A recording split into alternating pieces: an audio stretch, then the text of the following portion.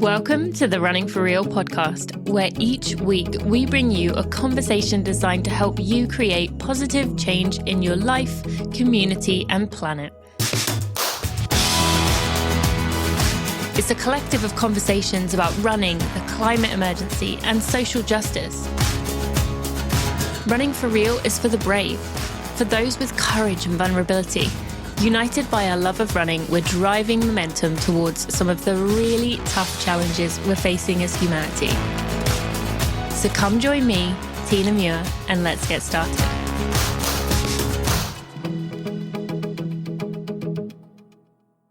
Hello, my friends. Welcome to episode 259 of the Running for Real podcast. Thank you for joining me today. I'm excited you are here. I want to take a moment to thank all those of you who have been sharing your together runs, which come out every Monday. You have been really enjoying those and putting the hashtag of the number of together run it is. For example, together run 12, together run 15, whatever number we are at. But I love seeing this. I love going through them. I love imagining that I'm running with you too. And if you haven't checked out a together run, be sure to go subscribe to the Running for Real podcast on your favorite podcast player so you can go get those automatically, especially if you are an iTunes user. They have changed the format of that, so it makes it a little bit more difficult to go find shows without subscribing. Go check one out. People are enjoying them, and I think you will too. Now, today I am excited to welcome a guest who we were actually really fortunate here to be the first media request of anything that she had done since her race at Western States. I'm excited to bring Beth Pascall on the show, who I just said won Western States in 2021, but she also has a lot of other race results that she has accomplished and won and things. She was first in the Canyons 100K. She set a Bob Graham record of 14 hours and 34 minutes. She ran the Seville Marathon in 2020 in 2 hours and 48 minutes. She's had lots of top 10 finishes at lots of the major ultra races. And she's also a pediatrician, and so also has to juggle her training around that. So I'm really excited to dive into Beth's experience at Western States, but also some of the deeper things, some of the messages beyond that we covered today. I think you're really going to enjoy this episode. And yeah, let's get right to our interview with Beth Pascall. Thank you to Beam for sponsoring this episode of the Running for Real podcast. I have been talking about Beam now for quite a while. I'm really enjoying, now it is the summer, their Elevate variety pack to help me with electrolytes, as it is very warm here in St. Louis and I think many parts of the world, and will continue because of the climate changes that are coming and already here. I want to let you know a little bit more about the Elevate variety pack from Beam. So that comes with 3 flavors. There are no added sugars. They are paleo and keto friendly if you are into that. They have 5 servings of each product included. The hydration powders do not contain CBD. And the variety pack is going to bring you a mix of balance, which is a hydration plus a probiotic, performance, which is hydration plus an energy blend, and recovery, which is hydration plus collagen. I use all 3 of these in my daily life. I really enjoy getting to use them. I get to try all the benefits of these 3 unique electrolyte powders. The balance has this potent blend of prebiotics and probiotics to support healthy digestion and immune function. The Energy's green coffee bean extract delivers this energizing boost, and compounds like beetroot and vitamin B will help your body convert dietary energy into physical energy. And the recovery restores collagen, while branched-chain amino acids support your tired muscles and can help your body fight fatigue. I am absolutely loving it. I love the little powders that it comes in. I love that I can take them with me to my races, to my trail runs, whatever I am doing. And you, my friend, can get either 20% off a subscription order or 15% off your order of Elevate or any of the products on beamtlc.com. They do have many CBD items, which I am actually testing out at the moment, including a dream powder, some focus capsules, some revive capsules, dream capsules, and clarity powder. There's all kinds of things you can go check out. You can get 15% off your order by using code TINA. at beamtlc.com. That's beamtlc.com and use code TINA.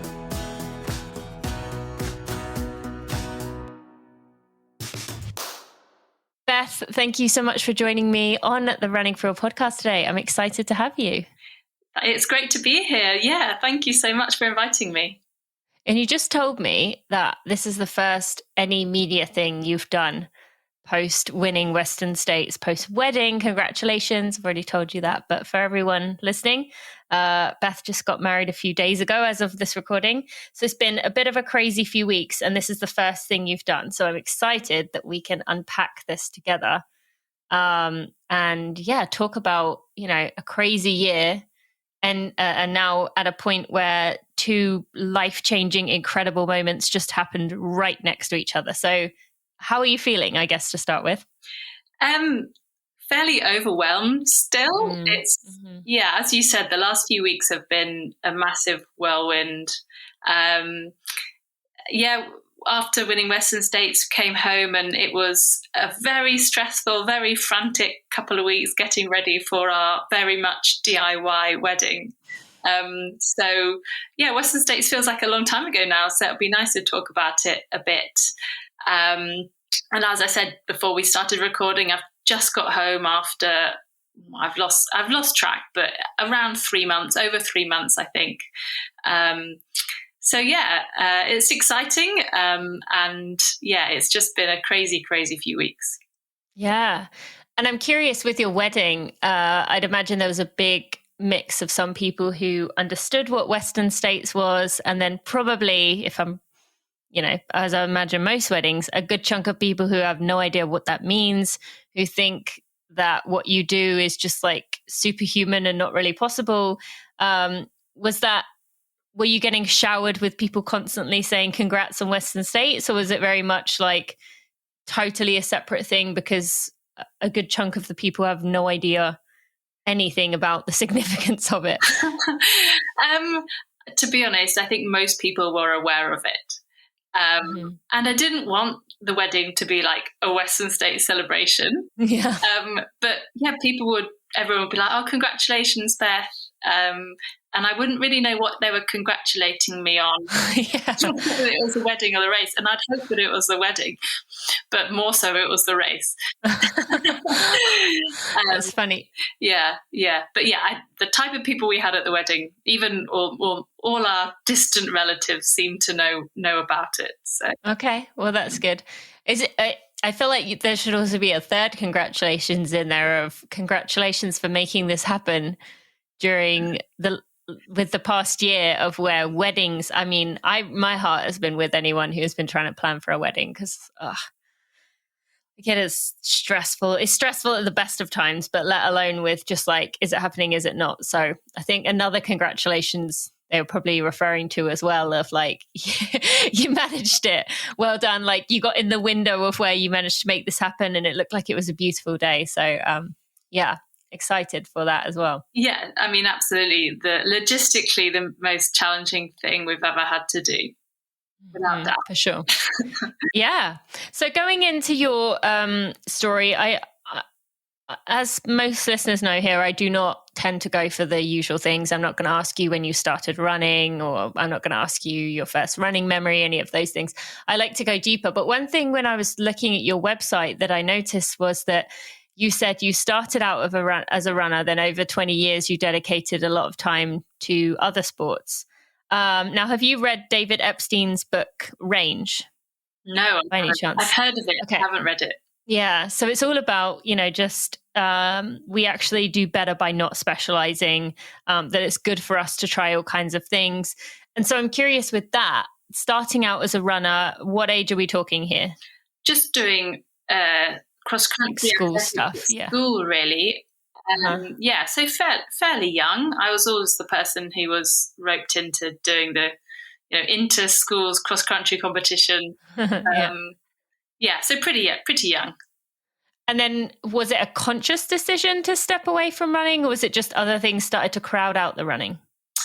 I mean, I was never that good at running. I don't think it was particularly, it wasn't like, I felt I was a runner and then consciously wanted to do something else. It was just, oh, I'll try something else now. I never. So like almost like you did a rotation of it.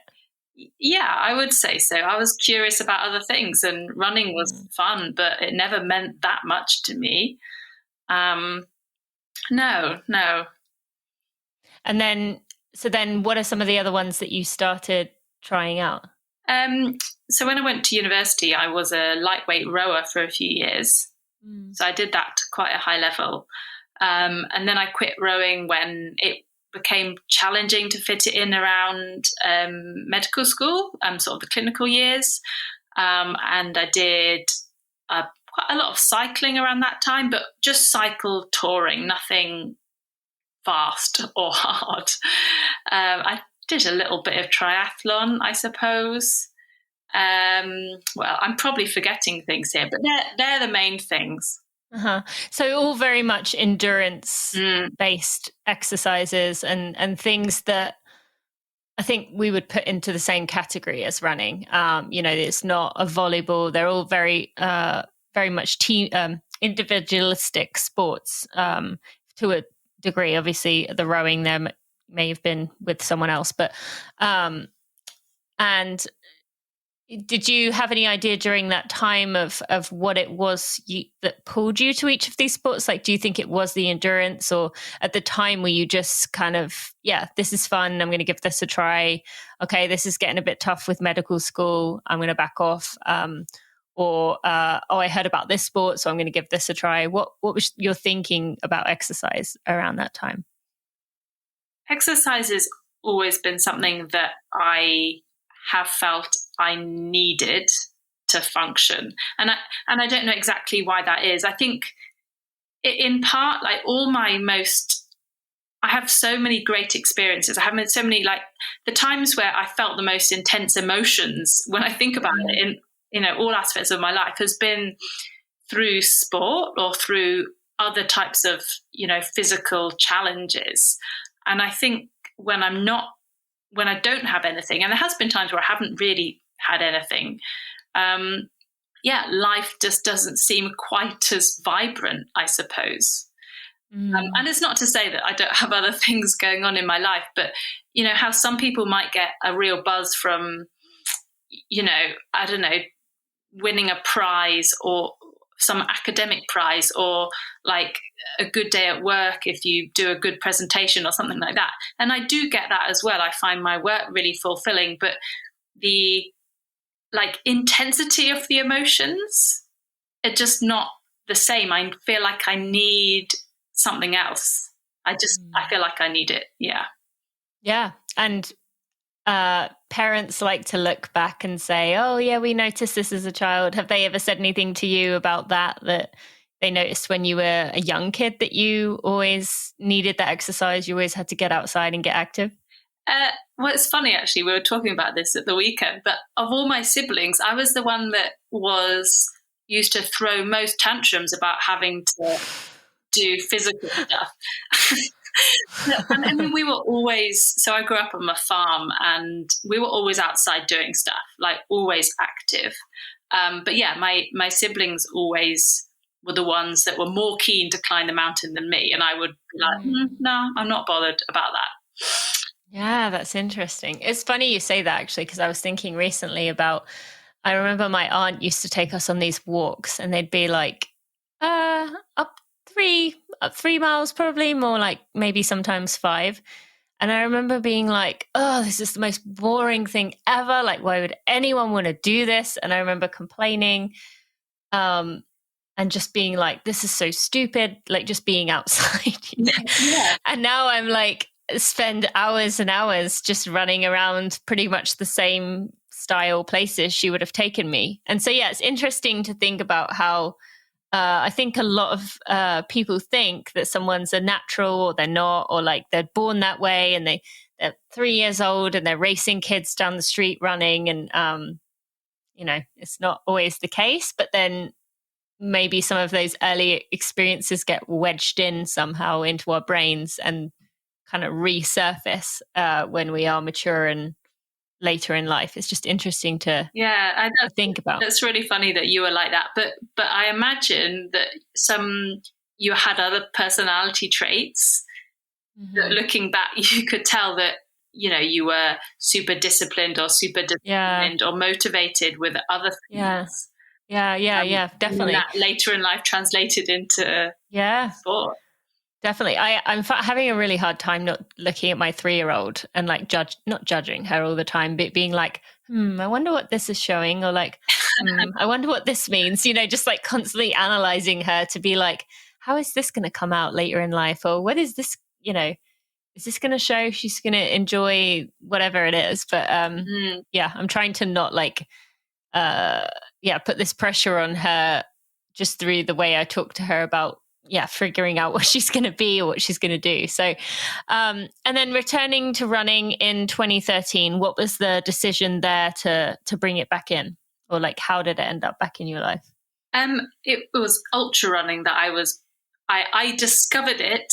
I mean, but prior to that, I didn't know that it was possible to run more than a marathon. And I read some books, the standard books that most people were reading back then, like Born to Run and Ultra Marathon Man. And I was like, that sounds crazy. Like, surely these things aren't possible. I want to try that. And it was... You remember that thought coming through? I want to try that. Exactly. And it was not about being good at it. It was like, I want to see if that is possible. That sounds like completely mad.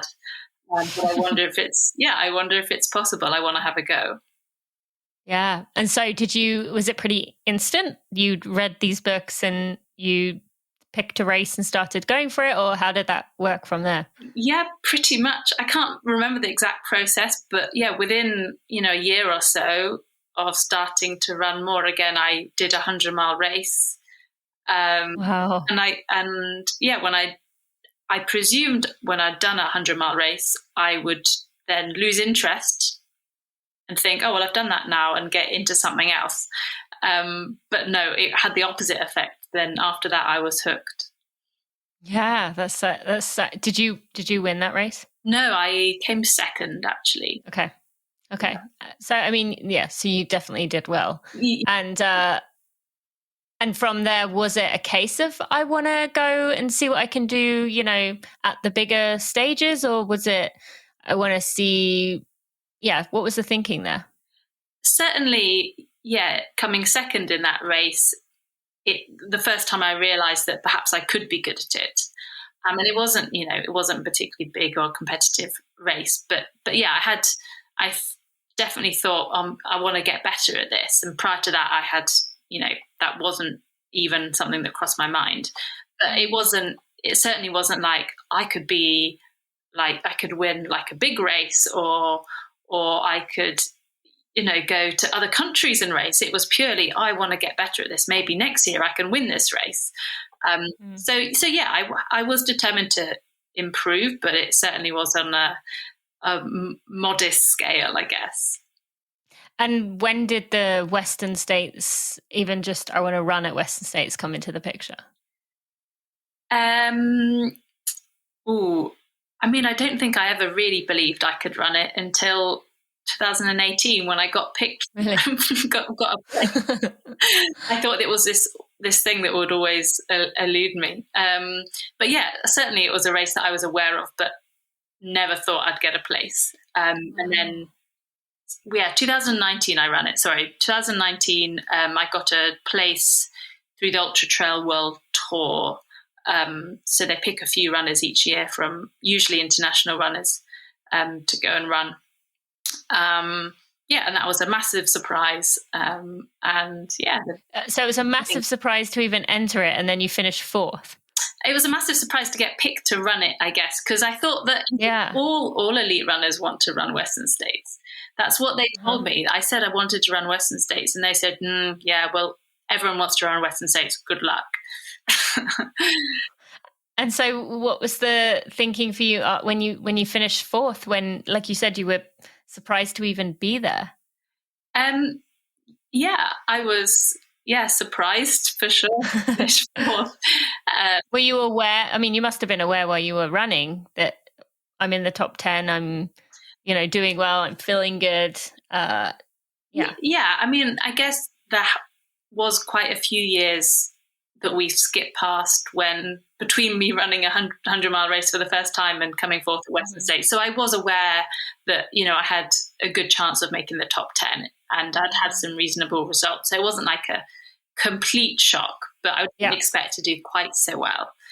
I think, my plan was to get in the top 10 and then if you make the top 10, you get a spot for the following year. So I thought I'd come back the next year, knowing the course, knowing the conditions, a bit more experienced, and would be able to have a really solid run.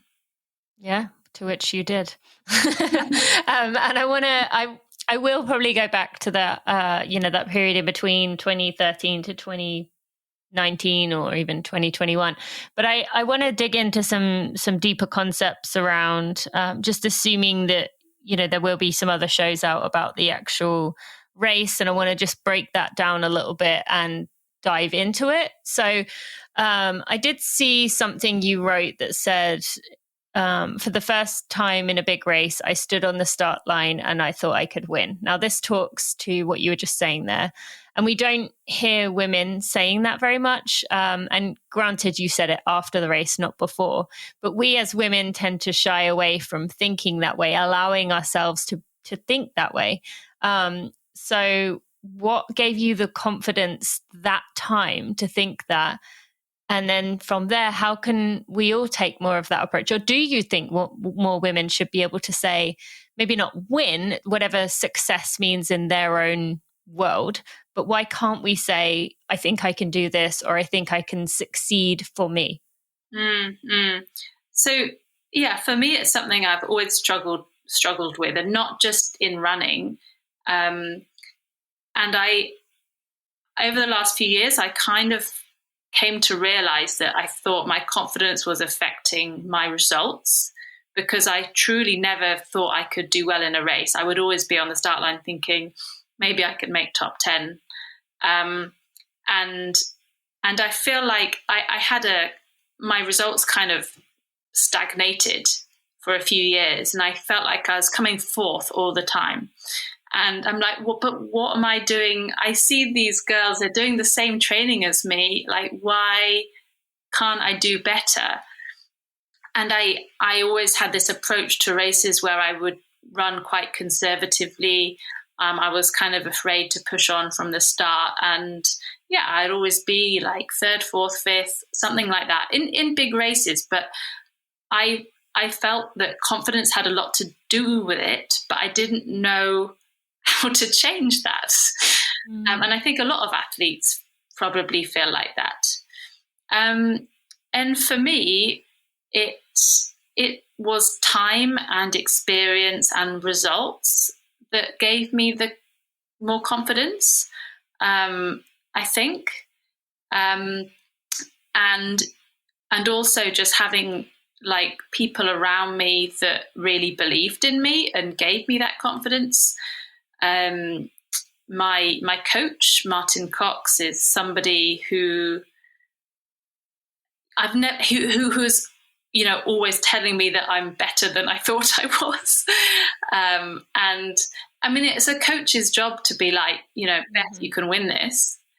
But I never really believed him until the last year or so, I guess. And as soon as I started feeling more confident and actually believing what people were saying, I started to win races. So for sure, it has something to do with fitness and everything else as well. But I think confidence was a big part of it. And like it is interesting, isn't it? Why women struggle with it perhaps more than men. And certainly I wouldn't have said before the race, I think I'm going to win. I didn't think I was going to win. I thought I had a chance of winning. But I think probably the same reason that fewer women DNF long races like this is because they don't have the confidence to start the race or enter the race unless they know they can do it. So I think it is a confidence thing. But I'm not exactly sure why more more women don't put themselves out there and like the men do in situations like that. Do you think in future you would be able to say beforehand, I think there's a chance I can win? Or do you think is that like a superstition, tempting fate thing, or just there's so many uncertainties that even saying I could win is a bit risky? Yeah, I probably wouldn't say I think I can win.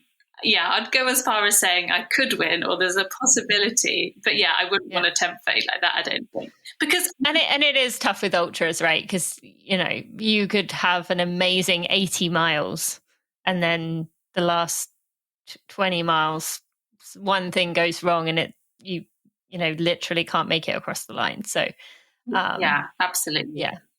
Yeah, there's so many factors in there.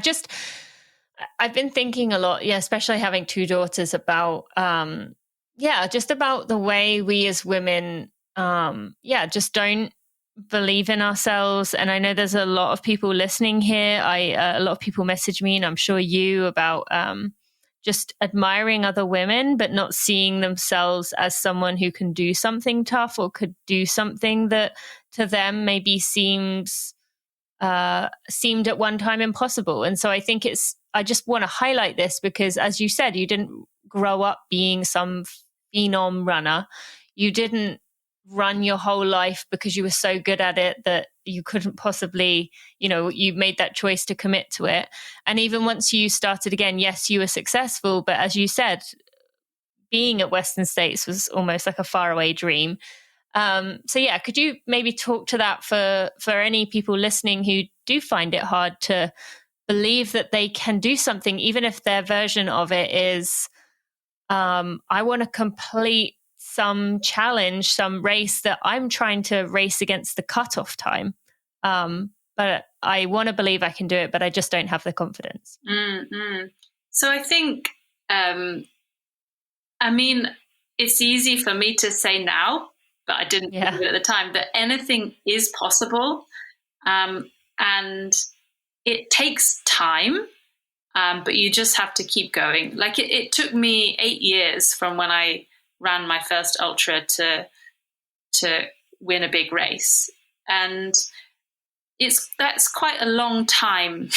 And in a lot of sports, it doesn't take that long. Sometimes it takes longer, but it's just about like keeping on, just about consistency, but not perfection, but just keep chipping away, and keep at it. And yeah, like anything is possible if you just keep moving forward and making some progress in some way.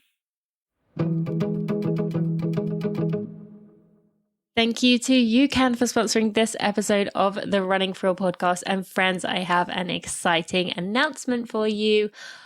As you know, I have been using UCAN for many years. I believe 2013, maybe 14 was the first year I used UCAN, which is crazy to think about. I loved it immediately. I've been carrying it with me in my races. I carried it in my trail marathon with me, carried it in Boston when I ran Boston in 2019. I have been basically making my own gels, a very concentrated solution that I carry around with me in my races. And many of you said, that's all well and good that you carry it in your hands, but is there a gel option? And at the time there wasn't, but I'm excited to tell you that UCAN now has a gel option. UCAN Edge Energy represents this big leap in how athletes are going to be fueling for sport. It is the first and only on-the-go training fuel powered by superstarch. Edge is going to put you in this ideal performance state by keeping your blood sugar stable so you can work smarter and harder. It's the next generation of sports fuel. I have been using or making my own version of this for years. It is a really great way to take things down, and it's just so cool now that you can get that 15 grams of superstarch energy in an easy packet that you can take with you on your runs if you don't want to be carrying bottles like I had been. You will see that all their elite athletes are now using it, and there's a lot of really great reviews. Now, that said, I've mentioned many times I'm not particularly an orange fan in anything, really. So I am excited to be trying out the new flavors. There's nothing against the flavor itself. You will see there are plenty of good reviews, people saying it tastes like orange creamsicle, but I'm just not an orange person, and you know that I like to be honest, so I just wanted to tell you that. But you should go to ucan.co and use code TINA UCAN. That's code TINA UCAN for 20% off your order. It is very popular, going down really well. If you have been thinking about giving UCAN a try, but the fact there isn't a gel has put you off, now is the time to go try it out. And if you're planning on racing a marathon in the fall, you better be trying it out now, because you want to get started to make sure that you know what your plan is going to be when the races are finally available. Go to ucan.co and use code TINA UCAN for 20% off your order. In a lot of sports, it doesn't take that long. Sometimes it takes longer, but it's just about like keeping on, just about consistency, but not perfection, but just keep chipping away, and keep at it. And yeah, like anything is possible if you just keep moving forward and making some progress in some way. Mm-hmm. Yeah, that's good. Thank you. And in when you were explaining about that, you know, being able to say you thought you could win, there was a possibility. Now, in that message, you shared a picture with Claire Gallagher and Addie Bracey, saying that people believed in you. So I'd love to hear your thoughts on the importance of us as women surrounding ourselves with other women who genuinely believe and want to support us. How important is that to you, to not only have your family and friends who care about you, but other women who get it and are even competing against you, but still willing to support you and believe in you? Yeah, that means a lot. And to be honest, most of the time, like at home, I'm not surrounded by lots of other women who believe in me. Like I do most of my training on my own and things. But yeah, I had before Western States, I'd been out in Flagstaff and I'd been training with some other women. And yeah, I did feel like when people who are similar to me will say, you know, Beth, you've got this, that means a lot, because you know you can relate, they can relate to you and you can relate to them a lot more, I think. And yeah, I mean, I'm always inspired by like so many, all the women I run with at races and things. And yeah, I just think there's just such a great atmosphere and such a great community of women out there inspiring each other. And I wonder whether sort of in the men's field, there isn't quite as much chat, banter, encouragement going up the first few miles of the race. There isn't that. I don't know exactly, but I would be surprised if there was quite so much. That's interesting, because I feel like in most situations, people would assume it was the other way, that in most situations, guys are the ones kind of having fun, not taking it seriously. And then, you know, maybe towards the end, like, all right, like go time. And you would think women, or at least my experience in the UK running, I shouldn't say my experience in the UK, that was part of it. But, you know, most situations where there's women competing against each other, there's a lot of rivalry and tension. And yeah, I go back to a lot my experience running as a teenager in England of being, you know, no one even saying hi to one another on the start line, because you would like had to be like dagger eyes ahead and being like, well, there's one of my friends just like 2 people down from me and I feel like I can't look at her because you know, like, so maybe I've just got a lot of like memories from that, but I love hearing that the women are, yeah, just having fun with it. I mean, especially in those early points. I can only speak for ultra trail running. And it could not be further from that. It really couldn't be any further from that. I would say, yeah, I mean, every race we're like genuinely psyched to see each other, have a great time. And at Western States and most other races I've done, like there aren't any women there that I wouldn't be genuinely happy if they won or they beat me, like really genuinely happy. And I don't imagine that's the case in all types of running. But yeah, I mean, I have little experience in any other field. Yeah, well, and I will say things have changed. There's certainly women out there in all the experiences I've had who do feel that way, and I try to be one of those myself. But yeah, I love hearing that though. And so going into this, you mentioned that you had spent time in Flagstaff. You were there for 10 weeks. You did the Canyons 100K in Forest Hills, California, before doing that altitude training or training, whatever you want to call it, in Flagstaff.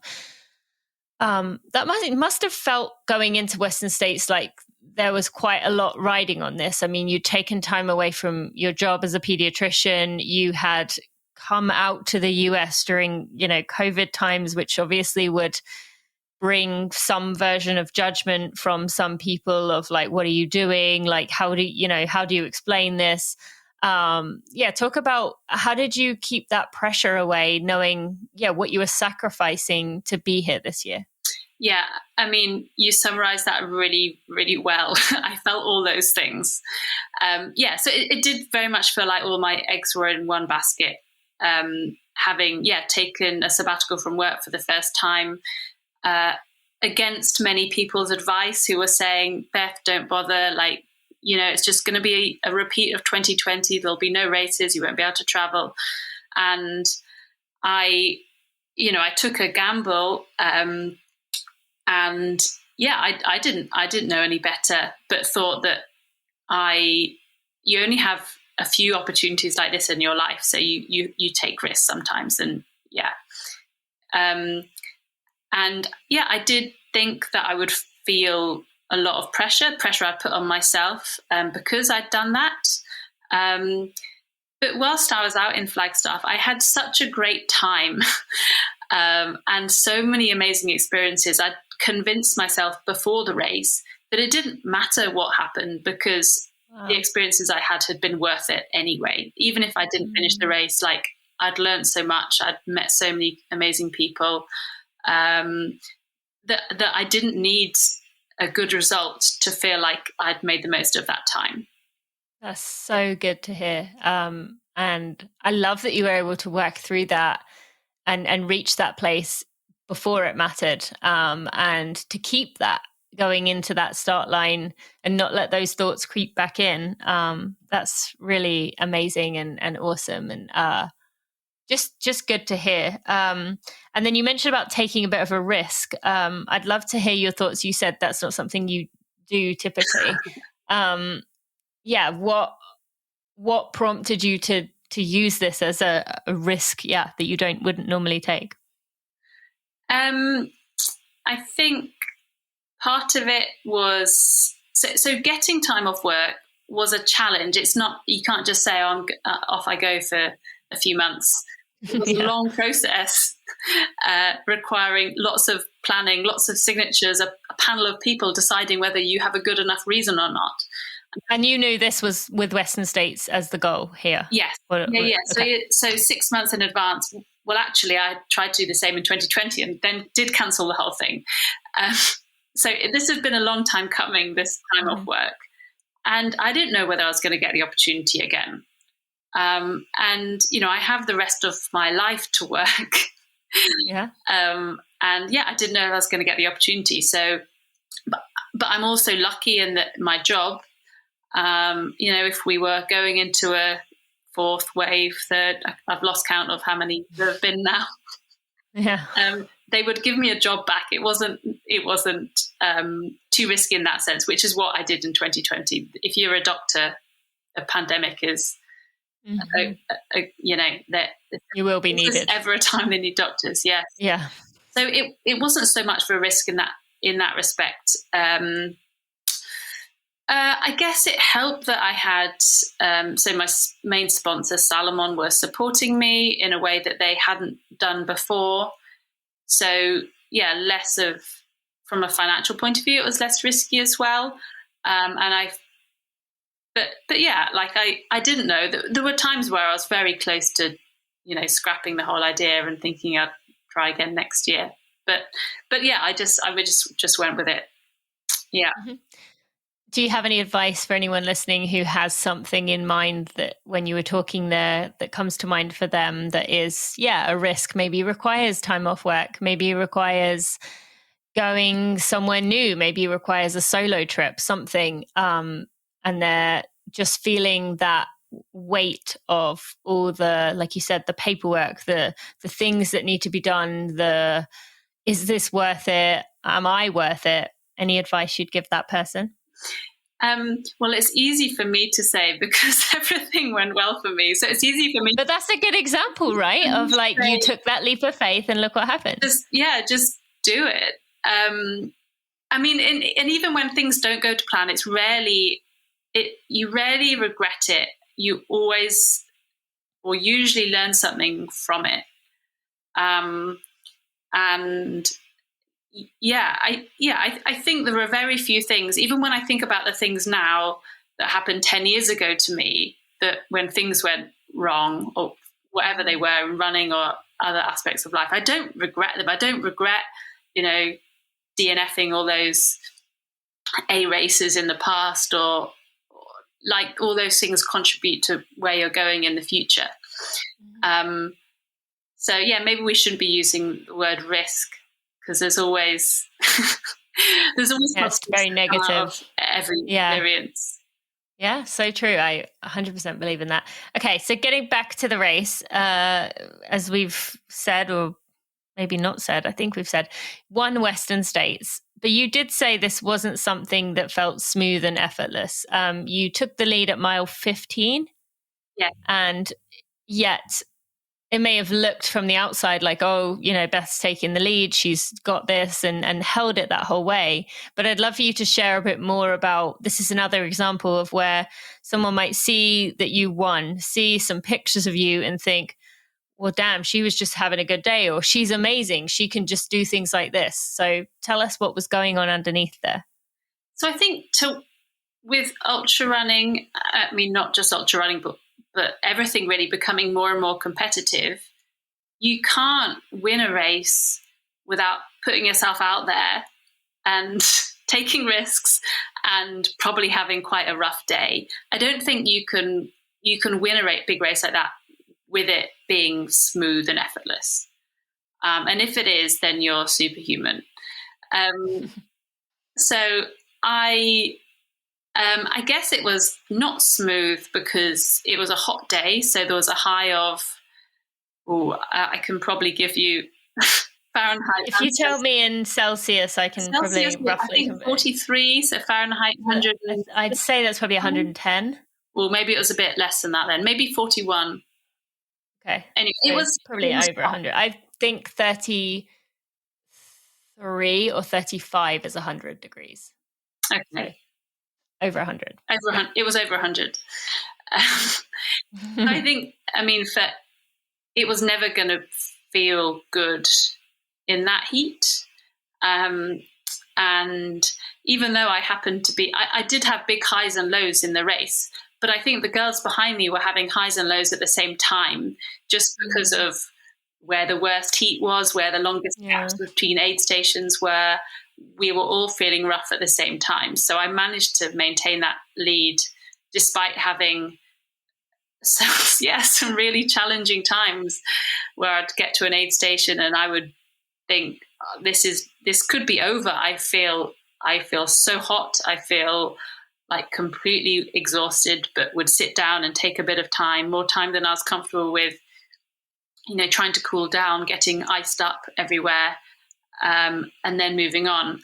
But I just think the other girls were having those moments as well. So at no point did I feel comfortable that I was going to win the race. At no point. I thought when the next low moment is coming, someone's coming past me for sure.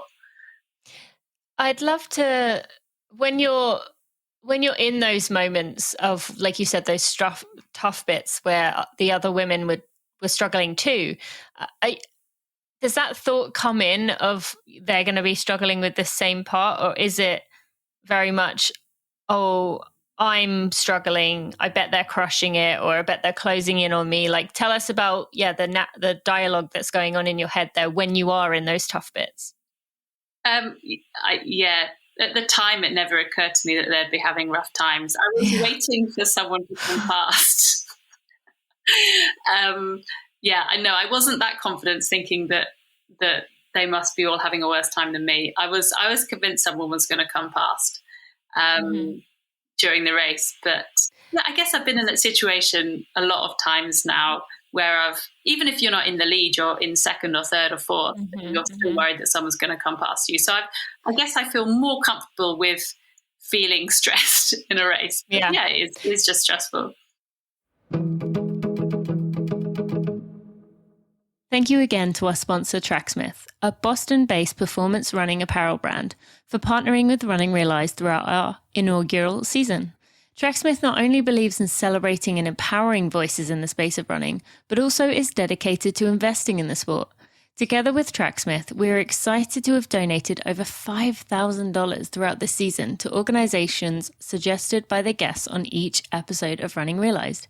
So thanks to everyone who has helped further our mission to positively impact the sport. Check out our Instagram at Running Realized, or go to runningforreal.com to find more information on these organizations, and you can visit tracksmith.com to learn more about our sponsor.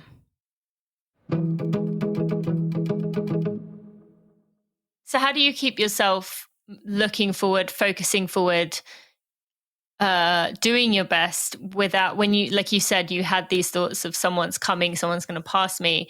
I mean, I haven't done an ultra yet, but in other races, when I used to be focused on whether someone was going to pass me, all my attention was focused backwards constantly. And it didn't, for me at least, it definitely didn't help me, because instead of focusing on myself, I was focusing on other people. So how did you keep that, on you? I guess, I mean, this race meant so much to me. I really, really wanted to do well. And I was always thinking ahead. Yeah, I had moments where I was thinking about the girls behind, but I really was thinking ahead. And I think it helped that if you're winning a race, you don't get any information about the people behind you coming through the aid station. So I wasn't really aware of the gaps or anything like that. So I couldn't read into it too much. I didn't know that, so-and-so was 2 minutes behind, or so-and-so was half an hour behind. I really had no idea, which I think helped. I knew they were somewhere, but I couldn't think about it too much, because I was just thinking about what I was doing. This is a surprising amount to think about when you're running, just like looking after yourself, to be honest. It's difficult to get wrapped up in all those thoughts. I mean, I don't know yet, but someday hopefully I will. And then with the heat, it's not possible to be ready for that. I mean, you can do runs in the heat, you can prepare as best you can get adjusted to heat, as many listeners know, in the summertime, but it really doesn't get easy, or it's always going to affect you. Your body is always going to struggle. So firstly, what are some of the physical things that you found helpful for you, for someone who's going out on these summer runs? What helped you to keep cooler or to cool off when you had a moment? And then we'll go into more of the mental stuff. So the race is very well set up with ice at every aid station. So they had 15 tons of ice on the course. So at every aid station, you put an ice bandana on, so an ice in something around your neck, ice in your running pack, ice in your arm sleeves, and they're the strategy. And just pour water over yourself at every opportunity. That's what I did during the race.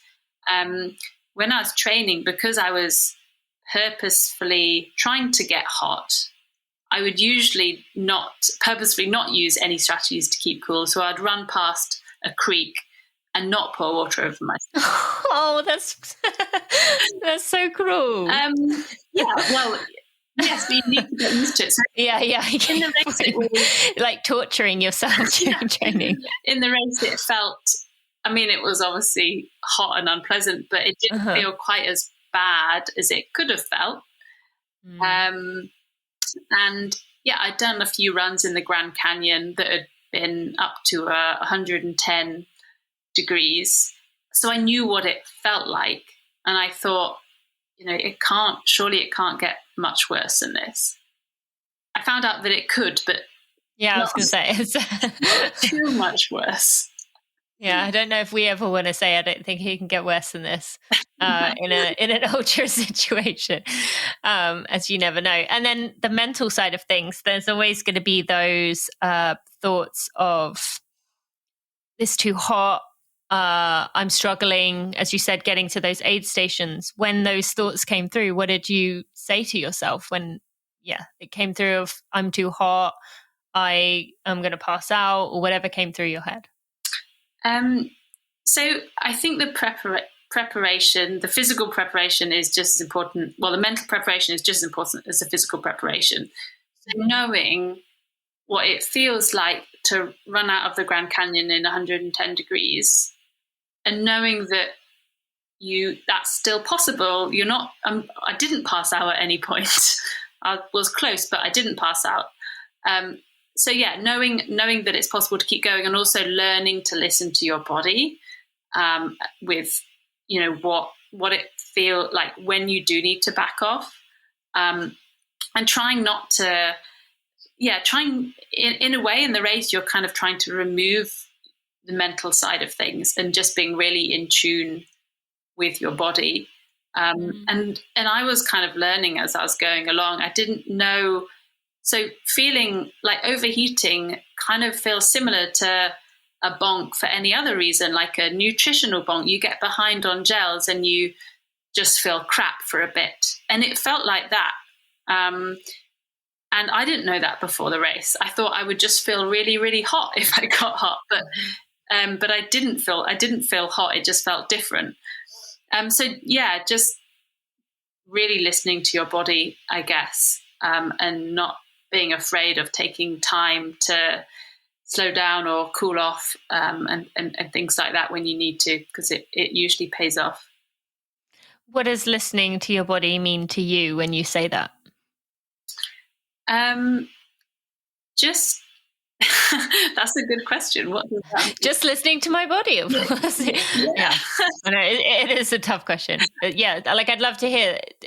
To you, was that, like you said, that bonking feeling of I'm getting close to my edge? Was it a dizziness? Like, what does that look like to you? What things do you notice in yourself that tell you you're getting close? I mean, all those things, I guess. So ideally, you catch it when you're just feeling not quite as good as you were 10 minutes ago. And whether that's, this hill feels a little bit harder than it should, or maybe that's like a niggle of cramp in my quads, or anything really. Maybe I'm starting to feel like a tiny bit nauseous, or that gel was harder to eat than the last gel.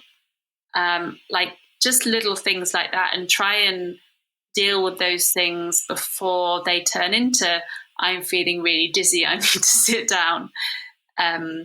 I guess. And then and when things do go wrong, like you have a checklist in your head, like what are the things this could be? Is this heat related? I need to cool myself down. Am I dehydrated? I need to drink.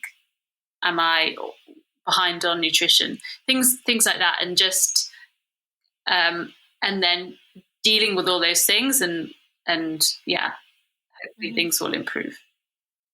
And as a doctor, do you ever struggle with the logistical of knowing the dangers of something, almost knowing too much? I know you primarily work with kids, but you obviously know all the conditions and things. Is it hard to sometimes, like you said, you had a hard time earlier on in your career letting go and going for it? Was any part of that just, you knew too much about the human body? I don't think so. It's a good question though, but no, I think if anything, the opposite.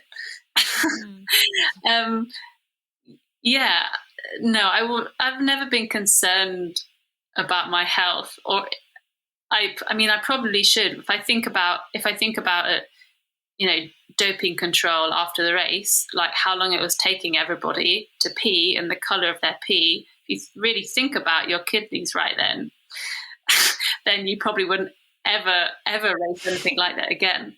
But no, for some reason it's not something that I think about so much during a race or in training. Do you compartmentalize it with other things in life as well? Probably. I mean, I don't think that being an ultra runner is the most healthy lifestyle you can live.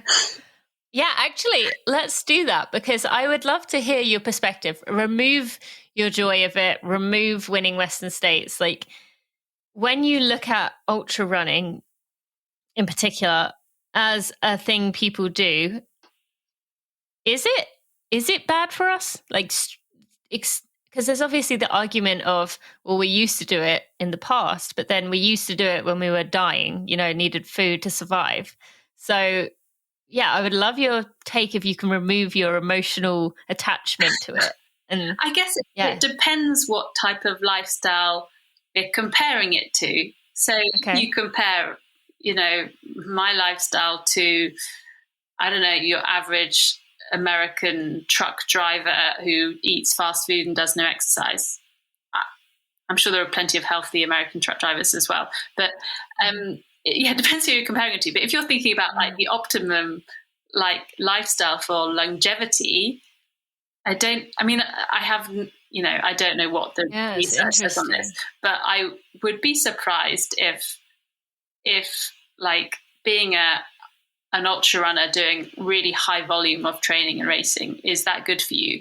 As I'm starting to notice now, you get more and more, so musculoskeletal issues become more of a problem.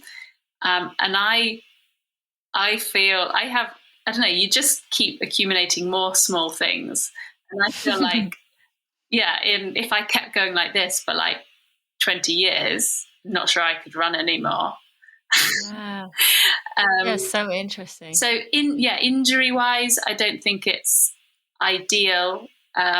If you think about the hit your kidneys have, and probably your heart as well in some cases, during some of these really extreme things, that's probably not healthy. But we'll probably never know whether there's any evidence to back this up. Yeah, I mean, it's fascinating to think about, and not that this would deter people from ultra marathoning. I mean, people who run ultras already love it and already, are kind of like, to hell with whatever happens with my body in the moment. I feel alive right now, and that's why I want to do it. But it's just interesting to think about. One final thing I want to ask you about before we start to wrap up here. One more thing I read from you was saying that there's a razor sharp edge between success and failure, satisfaction and disappointment is intimidating. Just tell us what you meant by that and what that means to you. So I think that I was talking about that in the context of going into Western States. So it was a similar thing to what I was saying about all my eggs being in one basket, and that being an ultra runner, you don't race very often. So you go you go into something, and if a race doesn't go well for you, then that's it. You can't just go into another race. And I think I was also thinking about risk taking in a racing context. So, as I was saying before, I think to win something, you have to take risks these days. You can't no one just goes out and has a perfect day and everything feels good all day. That maybe you could have done that in the past in some of these races, but with the sport becoming more and more competitive, you have to take risks, and when you take risks, things can go really wrong. And it's a really fine line. It's a really fine line. You let your core temperature just get maybe 0.2 of a degree hotter, and that could be your race over. You could never recover from that. I think it's a really fine line, and it's about taking calculated risks, but the risk is still there. Yeah, I think that can be applied to anyone listening who has something they really want and wants to go get, but knows that, there's a lot of sacrifice. There's a lot that they need to commit to do this. So just wanted to explore that a little bit. Do you see the future of your career being you want to stick totally to ultra running? Do you feel that you are in a point where if some other sport caught your eye and you tried it and enjoyed it, you would move away? Or what do you see the future looking like? I don't see myself moving away from ultra running voluntarily. I think it's the best sport in the world. Yeah. But I do imagine that at some point I won't be able to do it anymore. I just think that, as I've kind of mentioned before, like accumulating more and more niggles, and at some point that your body will just say, no, I need to play volleyball or become a cyclist. But no, I won't. I don't think I'll choose to do something else, because I do just love it. I love it so much. I'm biased, but it is the best sport in the world. Would you ever consider trying to do something shorter? Like, I'm not talking like a 5K, but like a marathon? I have done marathons. I'm not very good at it. I'm not very good at it. I think it's very hard to go the other way. Yeah, that's true. But yeah, if I, whatever reason, had to run another marathon or a 10K or a half marathon, I would. Yeah, I'm kind of, I'm not, I don't just run ultras in the mountains. I do love all forms of running.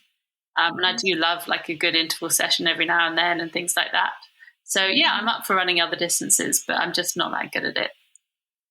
Well, I would hesitate to, I don't want to make anyone feel bad listening when you say not good at it. But yes, I get your point, maybe comparatively. And what about the other direction? Would you go for more of 24, 48, the even longer stuff and focus on that for a while? I have done longer things before.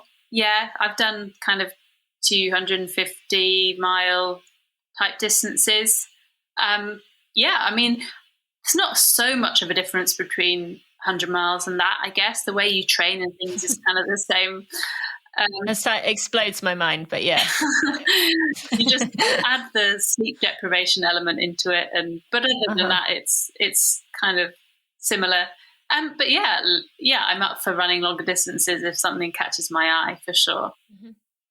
How do you keep yourself motivated and focused, knowing that you've won Western States and not coming back in future years to do the race again or other races with that pressure of, well, I've won Western States, where do I go from here? I don't know yet. You'll have to ask me in a year's time or even a few months' time. I suppose you haven't had time to process it with a wedding planning immediately. Yeah, I mean, I guess it was a little bit different going into the race this year as one of the favourites, because I'd never been a favourite in a race. So I did experience that a little bit, and I found it helpful because it did help give me that confidence, thinking that, if people are talking about me like I could win, then maybe they're right. If you are super confident about winning and then before the race no one's talking about you, you're not mentioned in any previews or anything, no one interviews you beforehand, that would probably knock your confidence. So I saw that as a positive thing, and I hope that it continues to be a positive thing in the future. Interesting. I actually quite like being the underdog. I've always liked when I don't get mentioned, and then I can just be like, I'll show you. But then I guess with an ultra, especially 100 miles, you can't really necessarily promise that, because you could say, I'll show you at mile 7, and then mile 70, you're just like in a ditch. So I guess I'll have to try it to understand, how that confidence end does work. Any races that you have on the list for the next year, or if you're not allowed yourself to think that yet? Hopefully I'm racing in 6 weeks' time at the UTMB. Is it 6 weeks? Something that sounds too close. Well, by the time this comes out, it'll be really close. Really close. So yeah, the plan is, so it's a really quick turnaround. Yeah, definitely. But yeah, hopefully if recovery goes well and everything, I'll be racing UTMB. Good. That's very exciting. Well, Beth, thank you for joining me today and unpacking your Western States experience, your Western States win. Congratulations on that, on your wedding, on pulling off a wedding in 2021. And, I've had so many requests for you over the years. People adore you, and it's easy to see why. So thank you for all that you do and being that role model that young women coming up and people considering doing ultras can look to. So appreciate you so much. That's really kind. Thank you so much. Before we end this episode, I just want to take a moment to shout out my podcast editor, Jeremy Nessel, who has done such a wonderful job of looking after my podcast, taking out all the mishaps in the episodes, while still keeping in the vulnerability and the realness and the rawness of the conversation.